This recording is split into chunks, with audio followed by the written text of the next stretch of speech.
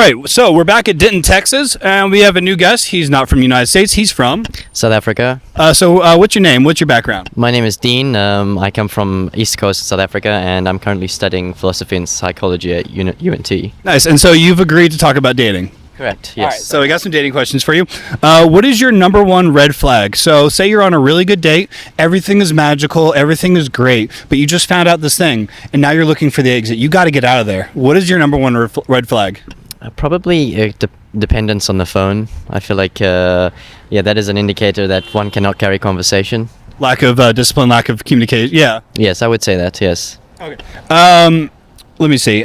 What's the most expensive first date you've ever taken someone on?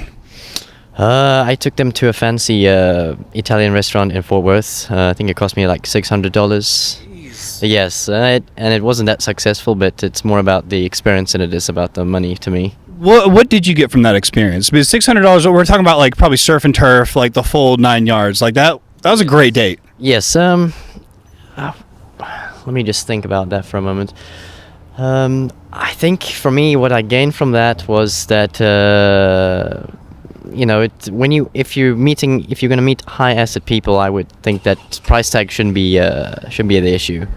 And that you should worry more about the experience, because if you take away the price tag, then you can put yourself in situations in which the experiences allow you to reveal more about the person. That's what that. So you would say that's a pretty positive experience, though, right? That you had. No, of course, yes. Okay, that's interesting, because there's a lot of people that would say they went on that date, they spent a lot of money, and they're very bitter about it. And you don't seem bitter about it. You actually seem like you've learned something from it. Yes, well, one would be bitter if you expected a definite result from a date. A date, as the whole point, is determining whether you're going to pursue this person further. So, to me, the whole experience of it was satisfactory. There was no objective at the end. It was just to see whether this person was worthy of the pursuit. I got you. All right, now I'm assuming one day you want to meet someone perfect. Can you, just describe them briefly of what is your perfect person, ideally? Okay, I think an ideal person for me would be someone who is able to think outside of their own existence, think outside about other people. Consideration for me is number one.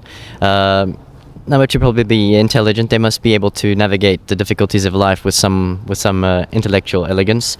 And thirdly would be, I would say, well-rounded. Someone who's not too academic, someone who's not too physically inclined. I think someone who has an understanding of the balance of life. And these are all ideals, so one can be better or worse than the other. I can tell you're wise.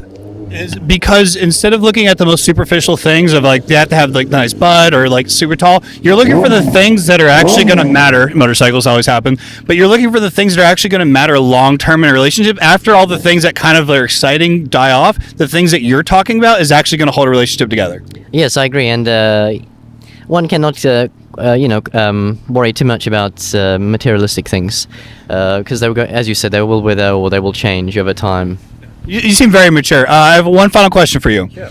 What is the worst date experience you have ever had in your entire life? Probably I invited this person on a date, just a regular stand-up kind of thing. They just never pitched, and they didn't speak to me again, which is understandable to a certain extent. If you're not going to pitch up, then don't waste time of. Have you ever had someone leave mid-date? Thankfully, I've not. I've been stood up, but I've never had anyone. That's I think my worst is she said she's like, buy me a drink, I'll be right back. And then leave. She was gone. Oh. Hey man, I appreciate you so much for coming out. Yeah, thank you very much.